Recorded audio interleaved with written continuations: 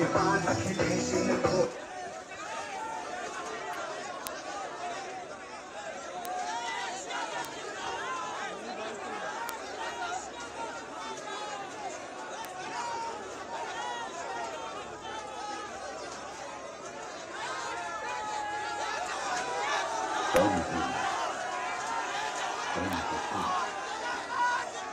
कौन है ये सब लोग जिनसे ये देश बना है?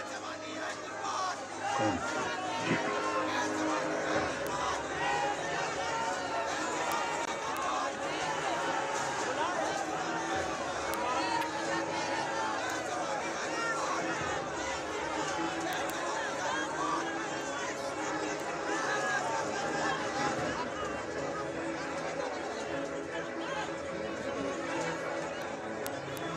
भारत को गरीबी, अशिक्षा और असमानता की जेल से आजाद कराने के लिए उन्होंने समाजवादी भारत का सपना।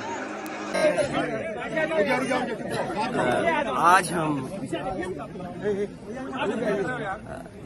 जैसे पहले कार्यक्रम समाजवादी लोग करते रहे हैं, उसी तरीके से आज जयप्रकाश जी को संपूर्ण क्रांति के नायक के जन नायक नेता के लिए हर वर्ष हम लोग आज की तारीख में आते थे। और ये कोई पहली बार नहीं है कि इस जेपी समाजवाद म्यूजियम में हम लोग माल्यार्पण करने पहली बार आ रहे हों। लेकिन पता नहीं सरकार टीन की शेड लगा करके, टीनें लगा करके, दरवाजा बंद कर करके, ताला लगा करके पता नहीं क्या बताना चाहती थी। ये वही जेपी हैं जिन्होंने संपूर्ण क्रांति का नारा दिया था, और वो इसलिए दिया था कि उन परिस्थितियों में उस समय पर चरम सीमा पर महंगाई थी, चरम सीमा पर बेरोजगारी थी, चरम सीमा पर भ्रष्टाचार था, और न जाने कितना उनके साथ देश के समाजवादी नेताओं को जेल जाना पड़ा, इमरजेंसी लगी।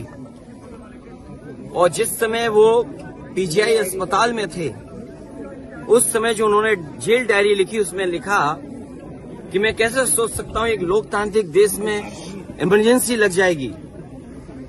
उसमें न जाने कितने लोगों को जेल भेजा गया, कई लोग कई वर्षों रहे, और उस पीड़ा को, उस तकलीफ और परेशानी को जीवन भर नहीं भूल पाए।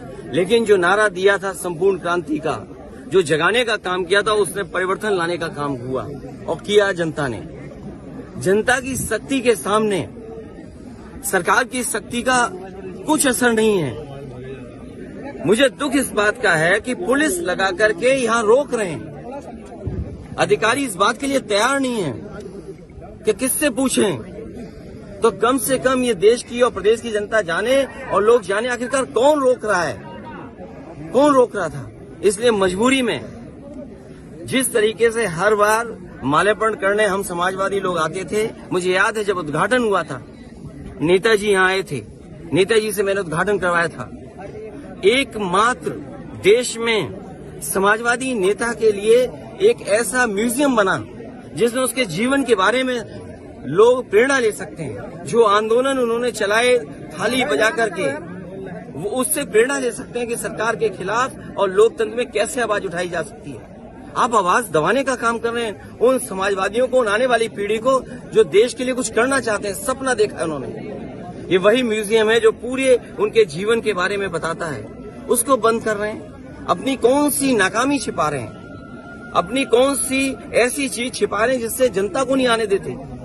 न केवल ये म्यूजियम, जो पीछे बड़ी इमारत है, बड़ी बिल्डिंग है, जो कभी नेताजी ने, जॉर्ज फर्नांडिस ने और उस समय के समाजवादी लोगों ने इसका शिलान्यास किया था। एक सरकार आई जिसने काम नहीं होने दिया, उसके बाद समाजवादी सरकार ने, पिछली सरकार ने इसको शुरू किया, और न केवल भारत में बल्कि अगर ये बिल्डिंग बनकर के तैयार हो जाती तो दुनिया में एक पहचान बनती बिल्डिंग की कि हाँ, जेपी के नाम पर, जिसने इतने बड़े देश के लोकतंत्र को बचाने का काम किया, लोगों को जागरूक किया और एक आवाज दी उन्होंने। और मुझे लगता है कि देश की जनता को एक बार फिर इस सरकार की ताकत के खिलाफ लड़ना होगा, और बिना जनता की शक्ति के लोकतंत्र, समाजवाद और सेक्युलरिज्म बचने वाला नहीं। जो आवाज उन्होंने दी थी संपूर्ण क्रांति की, मुझे उम्मीद है कि सभी समाजवादी लोग मिलकर के आने वाले समय में लोकतंत्र बचाएंगे, समाजवाद बचाएंगे, संविधान बचाएंगे और उस संविधान को बचाएंगे जो बाबा साहब भीमराव अम्बेडकर जी ने हम सबको दिया है। और जिस समय बाबा साहब भीमराव अम्बेडकर जी का दिया हुआ संविधान इन्होंने बदल दिया, उसी दिन समझ लें हमारी आजादी भी ये लोग छीन लेंगे।